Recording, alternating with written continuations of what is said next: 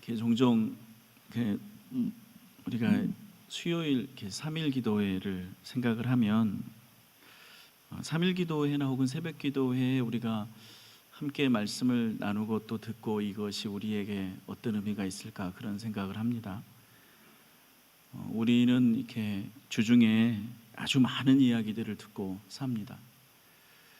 집에 들어가면 아마 퇴근하고 이 시간이나 조금 있다가 집에 들어가면 또 뉴스를 볼 것이고 또 이런저런 세상 돌아가는 이야기를 듣겠죠. 근데 그렇게 월요일부터 화요일, 토요일까지 지나는 것과 그리고 그 중에 하루 우리가 저녁에 이렇게 하나님의 말씀을 함께 듣는 것과 그걸 듣는 사람들과 듣지 않는 사람들은 어떻게 다를까? 그리고 우리가 이렇게 하나님 말씀을 이 30분 동안 하나 들으면서 우리는 어떤 생각을 갖게 될까? 세상이 하는 이야기들은 지나가겠지만요, 우리는 대부분 다 지난주에 뉴스에서 들었던 일들을 기억하지 못합니다. 또 다음 주에 그런 얘기들을 많이 듣겠지만 또 여전히 지나가겠죠. 그리고 사실은 날마다 똑같은 이야기를 듣습니다. 근데 그 중에서 우리가 진짜 들어야 될 이야기는 무엇인가? 오늘은 요한복음서 5장에서 우리가 예수님 말씀을 듣는데요, 그러니까 예수님이 그냥 처음부터 끝까지 쭉 하시는 말씀입니다. 그리고 이 얘기가 우리 지난 주일에 함께 나누었던 영생과 심판에 관한 이야기입니다. 죽음 이후의 심판, 그리고 그것을 주관하실 왕이신 그리스도. 어떻게 보면 중요한 것 같고 어떻게 보면 별거 아닌 것 같고요. 그냥 날마다 바쁘게 살아가는 이런 이야기들, 그런 일들과 상관없는 것처럼 보이기도 하고, 아니면 정말 우리가 죽음 이후의 세계에 대해서 어떤 무엇을 확실히 알고 있는 그런 분의 이야기라서 중요한 것 같기도 하고요. 사실 이 죽음 이후의 세계 이야기는 어느 종교에나 다 있습니다. 그럼 우리가 그 몇 년 전에 신과 함께라는 우리나라 국민들 1,000만 명 이상이 본 영화가 있었잖아요. 그 신과 함께라는 영화가 그냥 우리 민족이 오랫동안 가져왔던 죽음 이후의 세계에 관한 이야기입니다. 사람이 살다가 이렇게 지은 죄들에, 그리고 그런 착한 일들에 따라서 죽고 나면 저승세계에 가고, 그 저승세계 가는 길에 여러 가지 이렇게 벌이랄까 혹은 연단의 과정이랄까 그런 것들을 거치고, 그리고 각 사람, 각 어떤 담당자들 앞에서 자기 여러 가지 죄에 대해서 심판을 받고 최후의 옥황상제에게 이렇게 판결을 받고요. 그렇게 해서 좋은 판결을 얻지 못하면 지옥에서 벌을 받고요. 그러니까 그런 이야기가 뭐 우리 전통 문화에만 있는 게 아니라 어느 종교에나 다 있죠. 그럼 그런 이야기들하고 우리가 믿는 예수님이 말씀하시는 영생과 심판에 관한 이야기하고 어떤 차이가 있는가? 뭐 상상이야 다 자유롭게 할 수 있겠지만 예수님은, 그리고 우리 기독교는 도대체 무슨 근거로 그것을 어떻게 설명하고 있는가? 그냥 그렇잖아요. 사실 우리가 오랫동안 믿어왔다고 하지만 불교관이나 혹은 우리의 전통적인 신앙에 따라서 오랫동안 형성돼 왔다고 하지만 사실은 뭐 옥황상제라든가 어떤 지옥이라든가 이런 이야기들은 아무런 근거도 설명도 할 수 없는 일이거든요.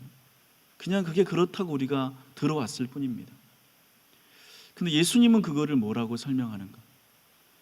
예수님은 사실 영생과 심판과 우리에게 주어질 여러 가지 그런 사후의 일들을 굉장히 차분하게 설명하십니다. 그냥 내가 신으로 왔으니까 내 말을 들어, 내가 하나님으로 왔으니까 내가 그럴 권리가 있어, 이렇게 말하지 않습니다.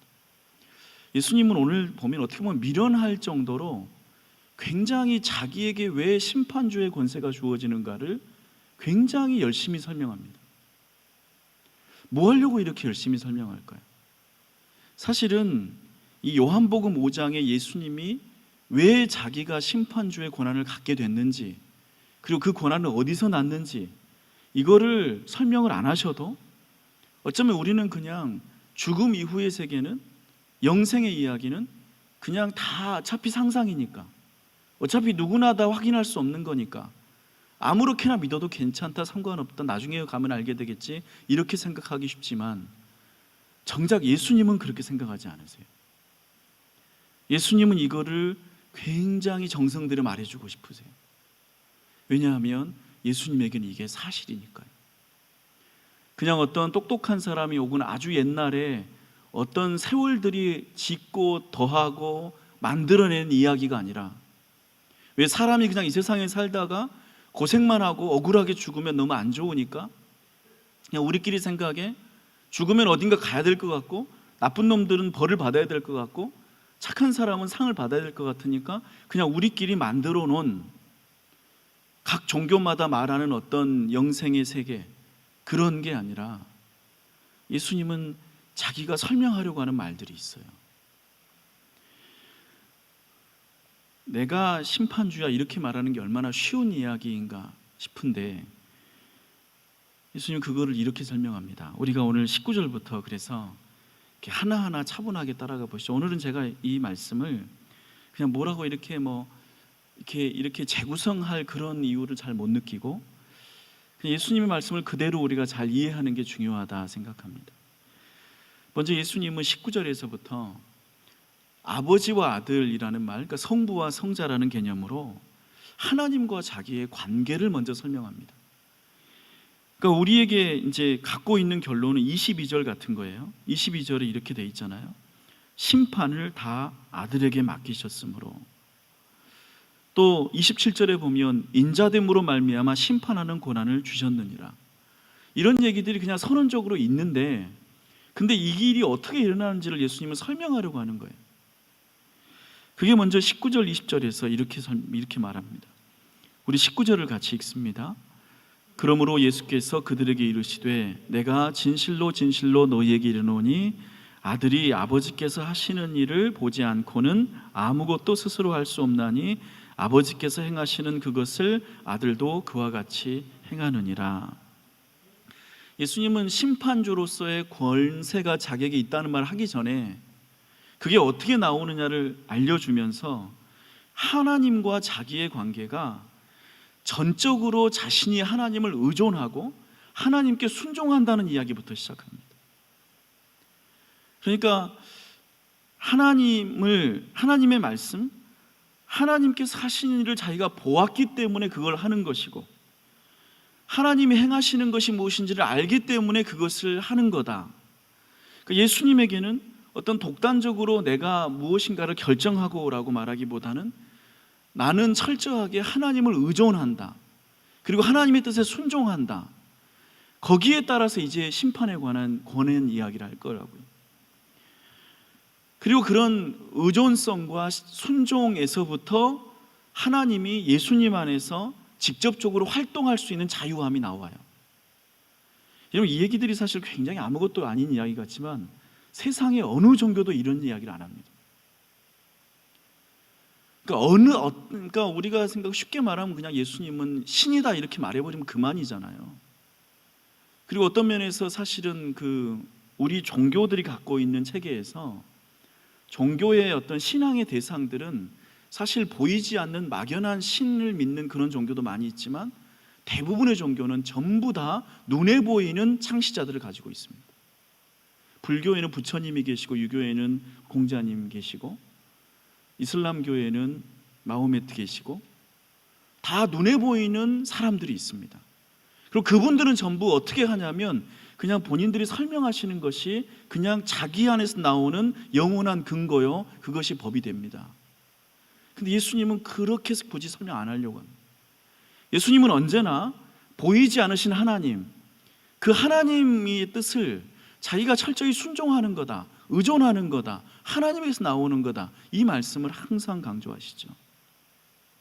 그리고 이런 의존과 순종에서부터 하나님의 뜻이 예수님을 통해 드러나는 거라는 말씀을 하시죠.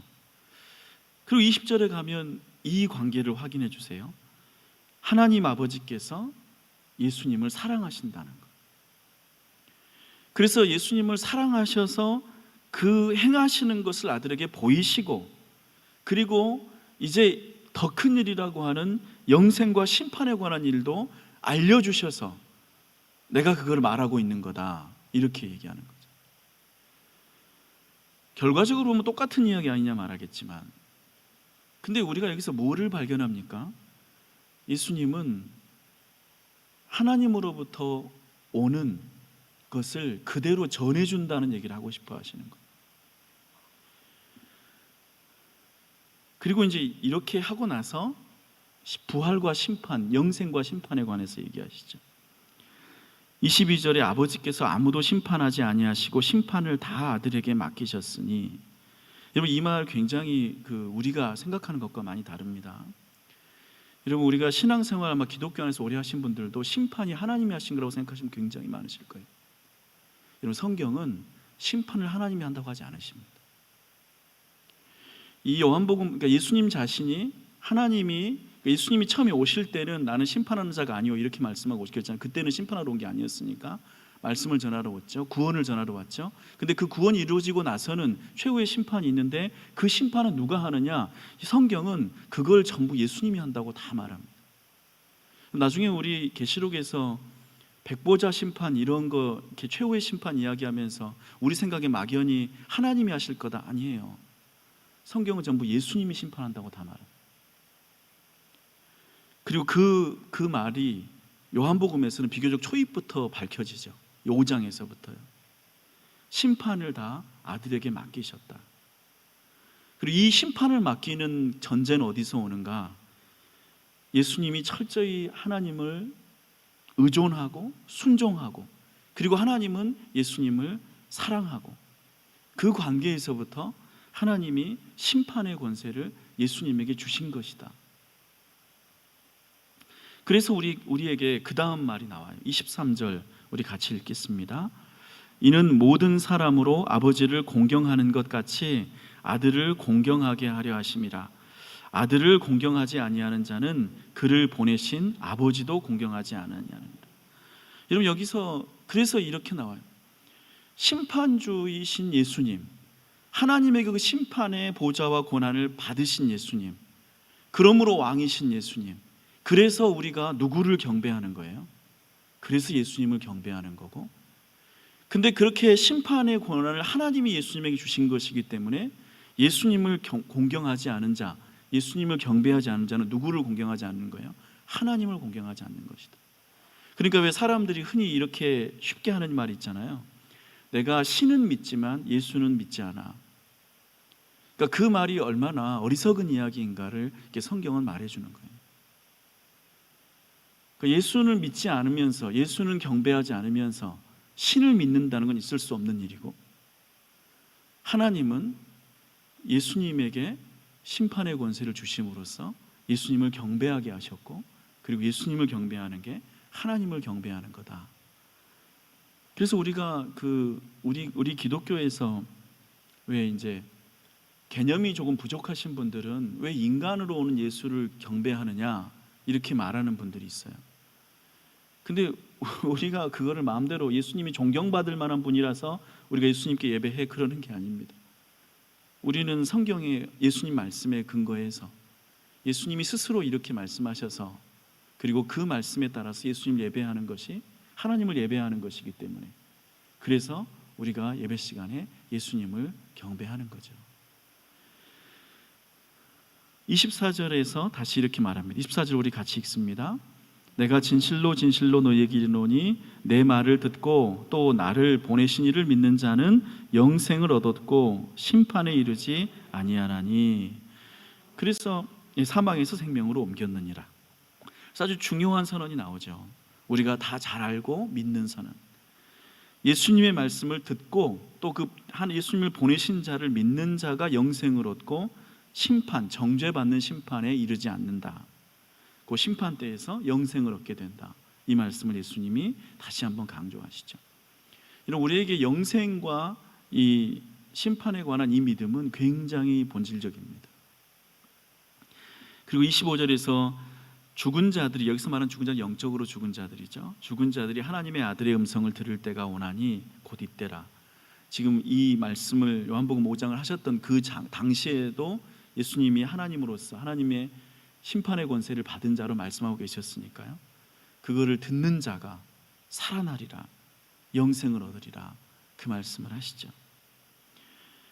그리고 26절에서 그 예수님을 믿으면 영생을 얻는다는 걸 어떻게 설명하시냐면 아버지께서 자기 속에 생명이 있음 같이 아들에게도 생명을 주어서 그 속에 있게 하였다. 이 말은요, 하나님이 예수님에게 생명을 주어서 예수님을 살아나게 했다는 말이 아니라 하나님이 영생이라고 하는 것을 예수님에게 주셨어요.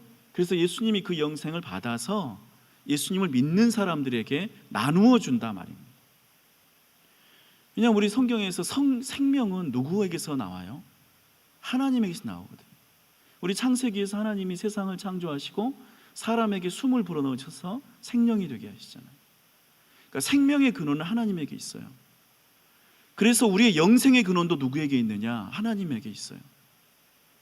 근데 그 영생의 근원을 하나님이 예수님에게 주셔서 예수님이 우리에게 심판할 때 영생을 주는 거예요. 그래서 낙원에 가서 천국에서 영생을 누리게 하시는 거죠. 이런 게 사실 이런 얘기니까 우리가 뭐 그냥 예수님 믿으면 천국 간다 이렇게 말하면 되지 뭐 이렇게 제가 복잡하게 말하는 게 아닙니다. 그러니까 저는 이런 얘기를 들으면 예수님이 뭐 하려고 이렇게 복잡하게 설명하시나 이런 생각이 들 정도예요.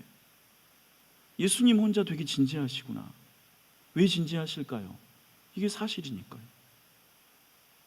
꾸며낸 이야기를 하는 사람도 진지하지 않습니다. 사건의 전말을 모르는 사람들은 사건을 설명하지 않습니다. 무슨 일이 일어났는지 어제 이제 그 프로야구에서 NC가 우승했잖아요. 근데 그 경기를 지켜보지 않는 사람은 그 경기가 어떻게 NC가 우승했는지 아무도 설명하지 않습니다. 근데 현장에서 본 사람은 그 감격을 자세하게 설명합니다. 예수님은 뭐하러 이렇게 당연하고 뻔한 이야기인데 이렇게 얘기할까요? 예수님은 이게 진지하거든요. 본인은 이렇게 받았거든요. 본인은 이런 거를 들었고 그래서 이거를 그냥 있는 그대로 말해주는 것뿐이에요. 그래서 우리가 이런 얘기를 들으면 정말 예수님에게는 이런 과정들이 있으셨구나라고 우리가 알게 되는 거예요. 그리고 우리의 영생이나 구원이라는 게 그냥 모든 종교들이 각자 알아서 가지고 있는 그런 나름대로의 상상이 아니라는 것. 그래서 27절에서 인자됨으로 말미암아 심판하는 고난을 주셨느니라.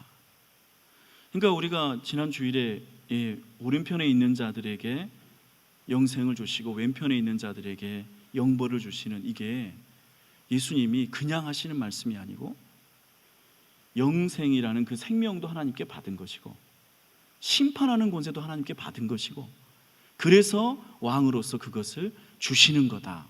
이렇게 설명하는 거예요. 28절에 나중에 최후의 심판 때 죽은 자들도 모두 다 주님 앞에 나올 것이다. 우리 주일 말씀대로 모든 민족이 다 주님 앞에 나올 것이다. 무덤 속에 있는 자가 다 그의 음성을 들을 때가 오나니 최후의 심판을 위한 부활이죠. 29절에 선한 일을 행한 자는 생명의 부활로 악한 일을 행한 자는 심판의 부활로 나오리라. 여기서 다시 설명드리지만 왜 이게 그 어떤 선행, 악행에 대한 행위 구원이 아니라고 그랬잖아요. 이런 말씀은 여러 번 설명을 드리잖아요. 선행을 해서 영생을 얻고 악행을 해서 영벌을 받는 게 아니라 예수님 믿어서 선한 일을 하는 사람은 영생을 받고 하나님을 떠나서 악한 일을 하는 사람은 영벌이 들어간다. 그런 의미죠.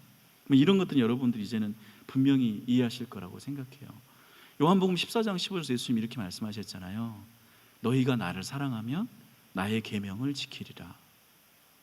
그러니까 우리가 이렇게 선하게 살아가는 거 너무 당연한 거예요.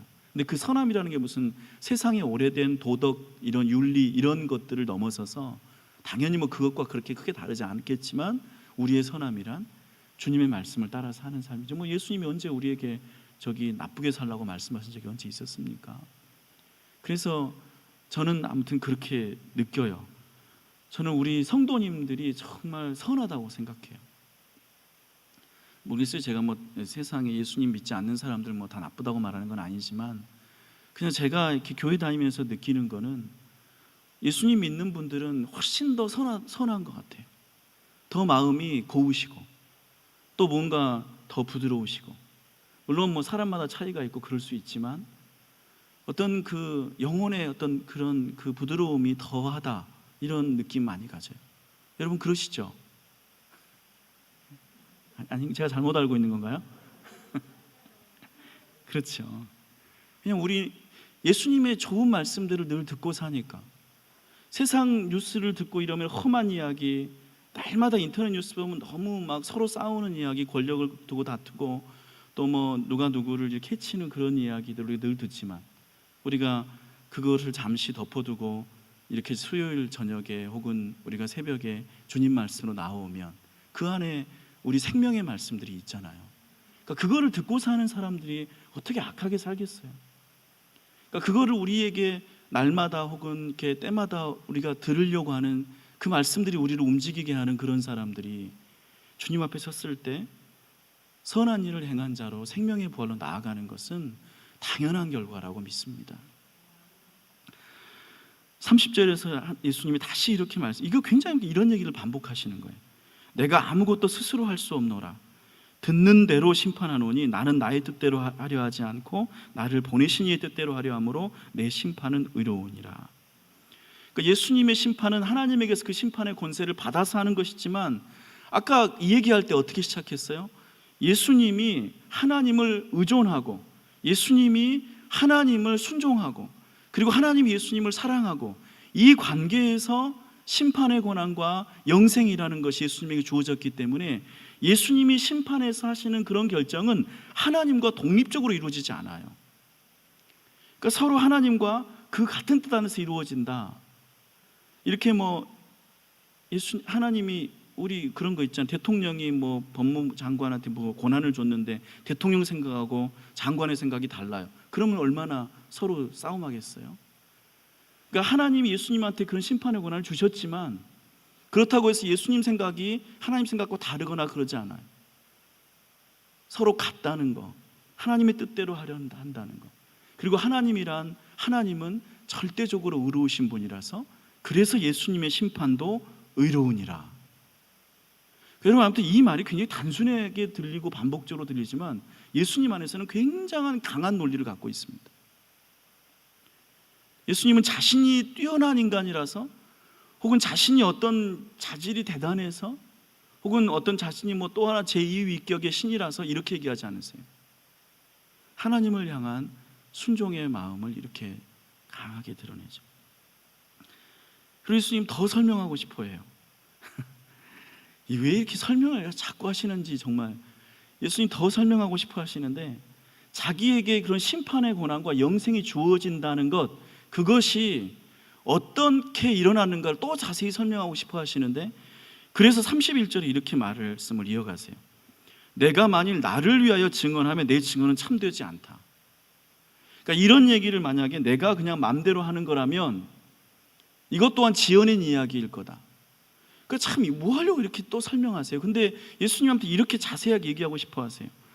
왜냐하면 영생과 심판이라는 말은 아무나 하면 안 되잖아요.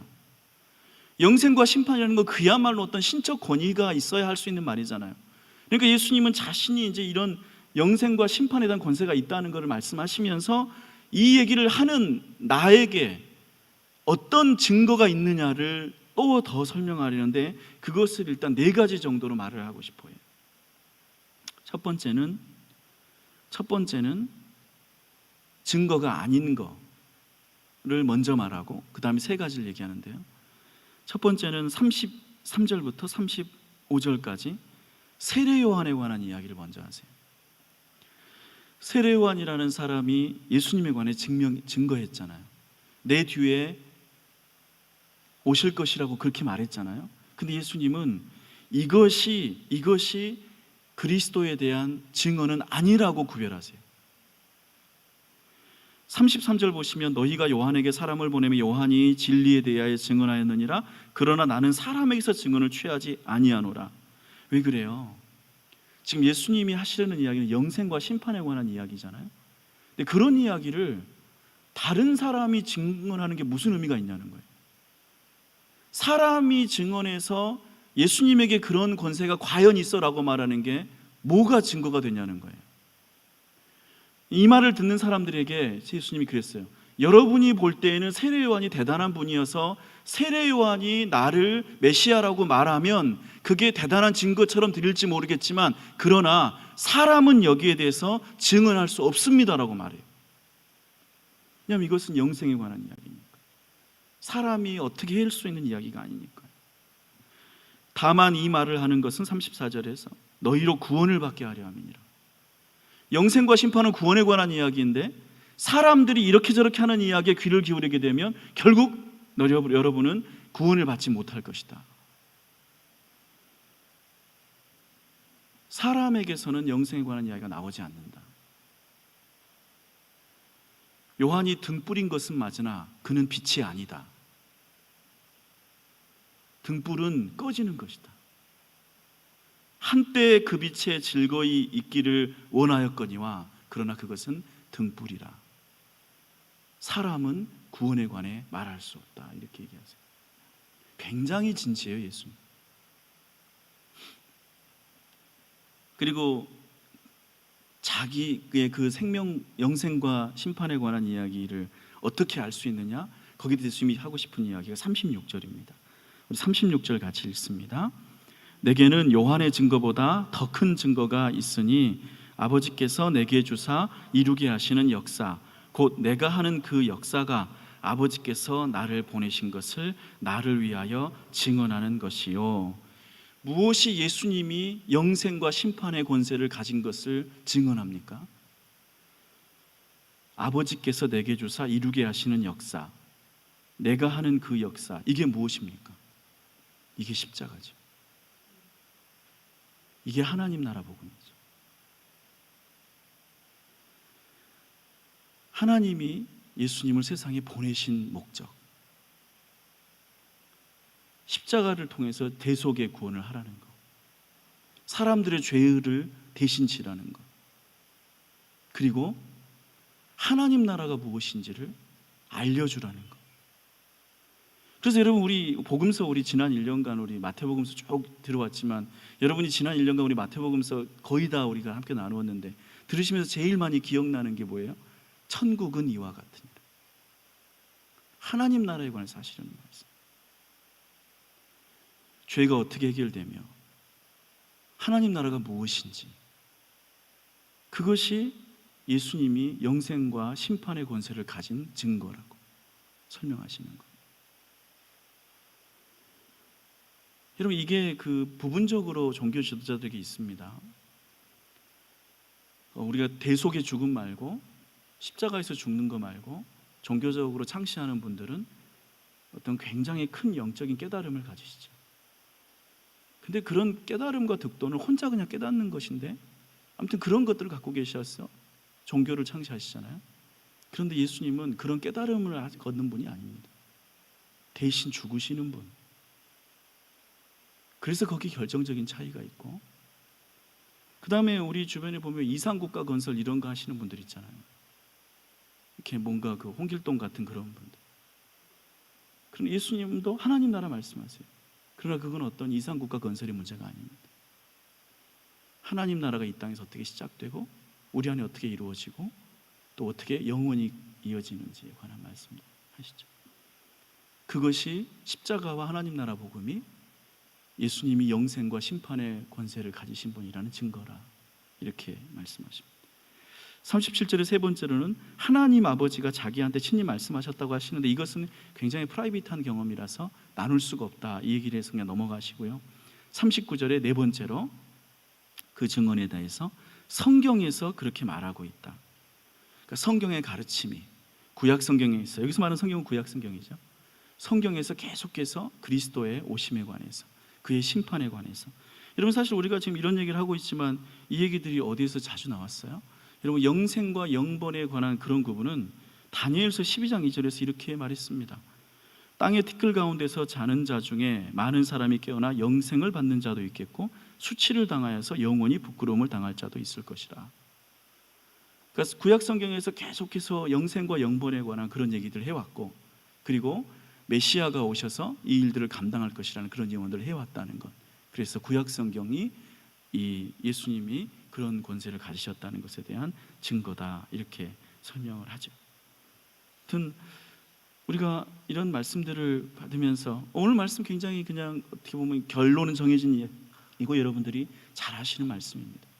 근데 우리에게 이런 말씀들이 예수님 스스로 얼마나 잘 설명하려고 하시고 또 이것에 대해서 어떤 지어낸 얘기나 그냥 결과만 중요한 얘기가 아니라 과정이 그리고 그것이 예수님에게 실제로 일어난 것을 그리고 그것을 우리가 알기를 바라신 예수님의 마음이 이 말씀들에 담겨 있죠. 저는 우리가 믿는 어떤 영생과 심판에 관한 그런 믿음이 여러분에게 흔들리지 않는 것이 되시기를 바랍니다. 여러분, 우리는 그냥 이렇게 믿어서 좋은 걸 믿는 게 아니라 좋죠, 뭐 죽어서 구원받다니까 좋은데 그 그냥 들으면 좋은 이야기니까 붙들고 있는 게 아니라 그걸 위해서 예수님은 죽기까지 그리고 그걸 통해서 우리를 살리시려고 하시고 하나님에게 받아서 우리에게 전해주시고 또 그 안에서 영생과 영벌이 나누어진다는 그런 진리의 엄한 사실, 그런 사실을 우리 같이 붙들고 여러분이 주님 안에서 정말 하나님의 뜻에 합당한 그런 귀한 신앙생활 이어가서 우리 모두 주님 앞에서 영생의 귀한 복을 누릴 수 있기를 바랍니다. 우리 기도하겠습니다.